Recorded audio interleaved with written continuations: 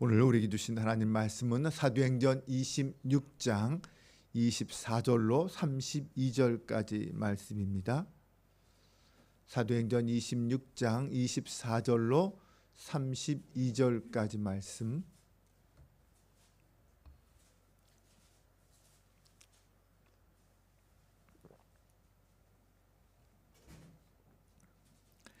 (26장 24절로 32절까지) 한 절씩 교독하며 봉독합니다.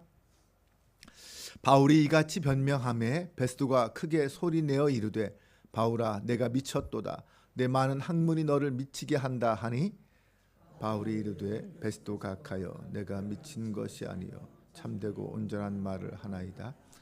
왕께서는 이 일을 아시기로 내가 왕께 담대히 말하노니 이 일에 하나라도 아시지 못함이 없는 줄 믿나이다. 이 일은 한쪽 구석에서 행한 것이 아니니이다. 아그리빠 왕이여 선지자를 믿으시나이까? 믿으시는 줄 아나이다.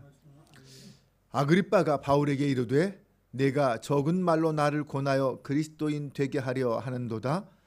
바울이 말하되 말이 적으나 많으나 당신뿐만 아니라 오늘 내 말을 듣는 모든 사람도 다 그렇게 결박된 것 외에는 나와 같이 되기를 하나님께 원하나이다 하니라.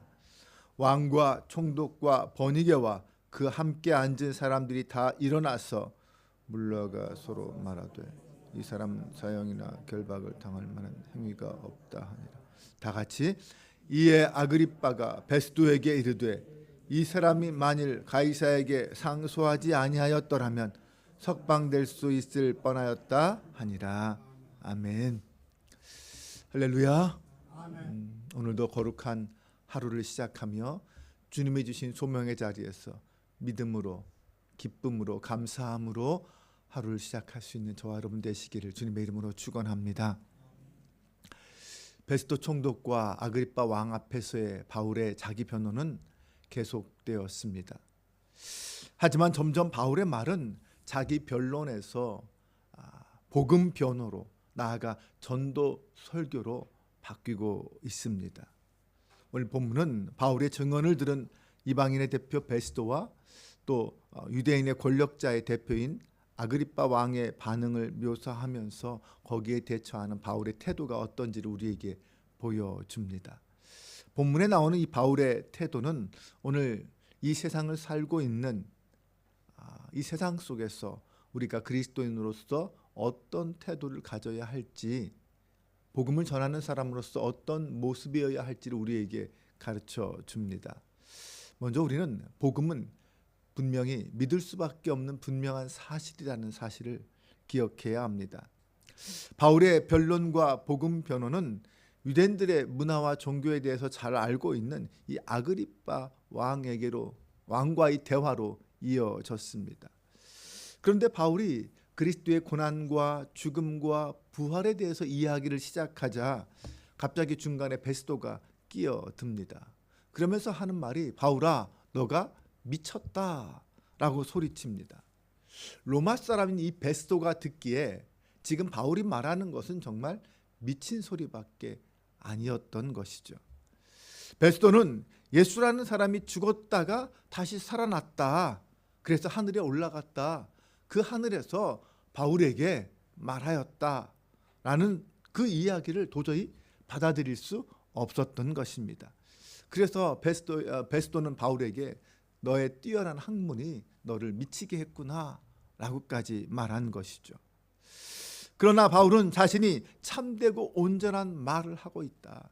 즉 자신은 지금 있는 그대로 사실을 말하고 있다라고 밝힙니다. 그러고 나서 바울은 다시 아그리빠에게 예수님과 관련된 그 모든 사실을 당신은 다 알고 있지 않느냐라고 말합니다. 바울은 예수님이 행하신 일들은 한쪽 구석에서 조용히 치루어진 일도 아니고 예수님에 관한 그 사건들은 몇 사람만 알고 있는 사건도 아니다라고 말합니다. 모든 유대인들이 다 알고 있는 분명한 사실 아니냐라고 말하는 거죠. 네, 믿지 않는 사람에게, 복음을 받아들이지 않는, 복음에 관심이 없는 사람에게 사실 복음은 미친 소리에 불과할 것입니다. 하지만 그럼에도 복음은 누구도 부인할 수 없는 역사적 사실입니다. 믿을 수밖에 없는 역사적 사실이죠. 예수님의 고난과 죽음과 부활은 누구도 숨길 수 없는 사실이었습니다. 그러므로 이 복음은 누구에게는 불편하지만 누구에게는 자랑스러운 일이라고 할 수 있습니다. 바울은 아그리빠에게 선지자를 믿습니까? 라고 물었습니다. 네, 율법, 이 모세오경에는 부활에 대한 이야기가 없습니다. 하지만 선지서에는 부활에 대한 이야기들이 있습니다. 우리가 잘 아는 에스겔서에 보면 거기에는 에스겔 골짜기에서 이 마른 뼈들이 다시 살아나는 그런 놀라운 부활에 대한 기록이 있지 않습니까? 그러기에 이 선지서에 대해서 알고 믿는다면 부활에 대해서도 알고 믿게 된다는 것입니다. 사두개인들은 이 모세오경만 믿는 사람들이었습니다. 그들은 선지서들은 인정하지 않았습니다. 하지만 대부분의 유대인들은 선지서를 읽었고 또 선지서에 있는 내용들을 성경으로 하나님 말씀으로 받아들이고 있었습니다. 그러기에 부활은 인정할 수밖에 없었던 것이죠. 그런데 아그리빠는 바울이 자기에게 점점 하는 이야기가 너도 믿어야 한다라는 이 복음을 전하는 그런 모습을 보면서 불쾌한 감정을 표출합니다. 이것이 바로 일반적인 당시 유대인들의 복음에 대한 반응의 모습이었습니다. 그들은 복음을 선뜻 받아들이지 못했습니다. 그렇다고 해서 능동적으로 그 복음에 대해서 반박할 수도 없는 불편함 그 자체였습니다. 하지만 바울은 모든 사람들이 나와 같이 되기를 원한다. 모든 사람이 나와 같이 되기를 하나님께 간절히 원한다 라는 말을 합니다. 그 말은 무슨 뜻입니까? 자기처럼 비록 유대인이었지만 핍박하는 사람이었지만 예수님을 만나고 복음을 받아들이려고 복음 안에 있는 사람이 되기를 원합니다 라는 간절한 마음이었습니다. 그만큼 바울에게는 복음에 대한 확신이 있었던 것입니다. 내가 만나고 내가 믿게 된 예수 그리스도 그분에 대한 믿음이 있었던 것이죠. 그만큼 바울에게는 이 복음은 자기 목숨과도 바꿀 수 없는 소중하고 귀중한 것이었습니다. 이처럼 불편하게 여겨지는 복음을 믿고 받아들이면 그것은 무엇보다 소중하고 자랑스러운 것이 될 수 있습니다. 바울에게도 복음은 거리끼는 것 아니었습니까? 그런데 그 복음을 믿고 받아들였더니 그것이 얼마나 소중하고 자랑스러운 것이 되는지 모릅니다. 오늘 나에게 복음은 누구에게라도 자랑하고 싶은 그러한 소중한 것입니까? 아니면 내 마음대로 인생을 살고 싶은데 그렇게 살지 못하게 하는 걸림돌입니까? 아니면 나 혼자만 갖고 싶은 보물입니까? 예수 그리스도의 복음은 세상 모든 사람들에게 증거되어야 할 생명의 복음입니다. 네, 설사 어쩌면 바울처럼 미쳤다라는 소리를 들을지언정 그럼에도 불구하고 반드시 전하고 또 전해야 될 생명의 복음입니다. 오늘 우리가 나의 삶을 살아가는 그 모든 시간 순간마다 과연 그때 복음이 나에게 어떤 모습으로 다가올까요? 나를 변화시키고 나를 구원하신 예수 그리스도의 십자가 복음, 그 복음을 정말 때를 얻든지 못 얻든지 전할 수 있고 자랑할 수 있는 그런 우리의 모습이 되었으면 좋겠습니다. 바울이 로마로 가는 이유는 무엇이었습니까? 고린도전서 1장 22절 24절에 보면 바울이 이런 말을 하고 있습니다. 유대인은 표적을 구하고 헬라인은 지혜를 찾으나 우리는 십자가에 못 박힌 그리스도를 전하니 유대인에게는 거리끼는 것이요 이방인에게는 미련한 것이로되 오직 부르심을 받은 자들에게는 유대인이나 헬라인이나 그리스도는 하나님의 능력이요 하나님의 지혜다.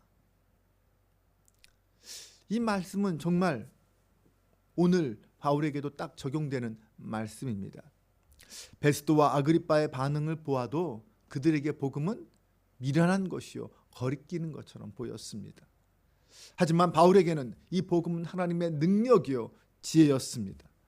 누가는 이 바울의 변론을 통하여 이 사실을 보여준 다음에 바울이 아무런 죄가 없다라는 사실을 다시 한번 강조하면서 오늘 이야기를 마무리하고 있습니다. 총독과 왕과 관리들은 바울이 가이사에게 상소했기 때문에 로마로 이송되어 갈 수밖에 없지만, 만약 상소하지 않았다면 아무런 죄가 없으니까 풀려나는 것이 맞다, 이렇게까지 말하고 있습니다. 하지만 바울이 로마로 가게 되는 그 모든 과정은 사실 그 모든 것을 하나님께서 섭리하시고 인도하시는 것이었습니다. 바울이 재판을 받게 된 이유는 무죄를 인정받아서 풀려나기 위함이 아니었죠. 가이사랴에 있는 이 아그리빠 왕과 베스도 총독, 그들에게 복음을 전하기 위해서 바울은 지금 붙잡혀 있는 것입니다. 마찬가지로 바울이 로마로 가고자 하는 이유가 무엇입니까? 네, 그것은 바로 로마 사람들에게 복음을 전할 뿐 아니라 로마에서 전 세계를 다스리고 있는 가이사 로마 황제에게까지 복음을 전하고 싶은 바울의 열정, 그리고 하나님이 주신 소명 때문 아닙니까? 네, 단순히 그냥 어쩌다가 끌려가는 것이 아니라 그 속에는 분명한 하나님의 뜻과 섭리가 있다는 것입니다. 비록 불편해 보이고 미련해 보이는 복음이야말로 진리였기 때문에 하나님은 그 바울을 통하여서 그 복음을 세상에 전하고 계신 것입니다. 바울이 그 모든 사실을 깨닫게 되고 자신을 통하여 하나님의 섭리와 역사가 이루어지고 있다라는 사실을 분명히 확신하게 되었을 때 그는 더욱더 담대하게 복음을 전했습니다. 권력자들 앞에서도 왕 앞에서도 주눅들지 않고 더욱 담대하게 두려움 없이 복음을 전할 수 있었던 것은 지금 하나님이 나와 함께하고 계신다, 지금의 이 모든 과정은 하나님의 인도와 섭니다, 여기서 복음을 전하는 것이 나의 사명이다, 바울은 그렇게 깨닫고 믿고 있었기 때문입니다. 우리는 십자가와 부활의 복음이 모든 사람을 구원할 진정한 능력임을 믿습니다. 우리도 그 믿음을 가지고 그 믿음의 근거에서 바울처럼 영혼들 앞에서 담대함으로 우리의 복음을 전할 수 있기를 간절히 소망합니다. 우리가 그 복음 앞에 헌신하며 믿음을 고백할 때 하나님께서 바울에게 주셨던 그 능력, 그 담대함, 그 용기도 우리에게 주실 줄로 믿습니다. 사명에 충실한 자는 언제나 상식을 초월하여서 사명을 감당합니다. 그러다 보면 어쩌면 바울처럼 미쳤다라는 소리도 들을 수 있습니다. 자신이 신문을 받는 그 자리에서 오히려 복음을 전하려고 힘썼던 바울, 어떤 순간, 어떤 상황, 어떤 장소에서도 복음은 전할 수밖에 없는 진리입니다. 우리도 그러한 믿음, 그러한 마음으로 오늘 하루를 살 수 있었으면 좋겠습니다. 돈과 지위를 능력으로 삼고 온갖 지식과 처세술을 가지고 이 땅을 살아가려고 하는 이 세상 속에서 구원이 능력이며 하나님 나라를 이루는 지혜인 십자가, 그것만 바라보며 오늘도 그 복음 안에서 복음을 살아내는 저와 여러분 되시기를 주님의 이름으로 축원합니다. 기도합니다. 하나님 아버지, 오늘 바울의 모습을 통하여 복음 앞에 선 우리의 모습이 어떠해야 하는지 살펴봅니다. 바울이 권력자들 앞에서 주눅들지 않고 오히려 담대하게 십자가 복음을 선포했던 것처럼 오늘 우리도 이 세상 사람들 앞에서 담대하게 복음을 전하길 원합니다. 복음의 열정을 품고 이 땅을 살아가는 저희가 되게 하옵소서. 사람들은 그런 우리를 보고 어쩌면 미쳤다고 할 수도 있지만 그런 것이 우리에게 걸림돌이 되지 말게 하여 주옵소서. 사람들은 복음을 미련한 것이라고 하지만 우리에게 복음은 하나님의 능력이요 지혜임을 믿습니다. 오늘도 나에게 역사하시는 하나님의 인도하심과 섭리를 믿습니다. 복음의 능력을 믿고 복음의 증인으로 살아가는 성도로 살게 하옵소서. 우리 주 예수 그리스도의 이름으로 기도합니다. 아멘.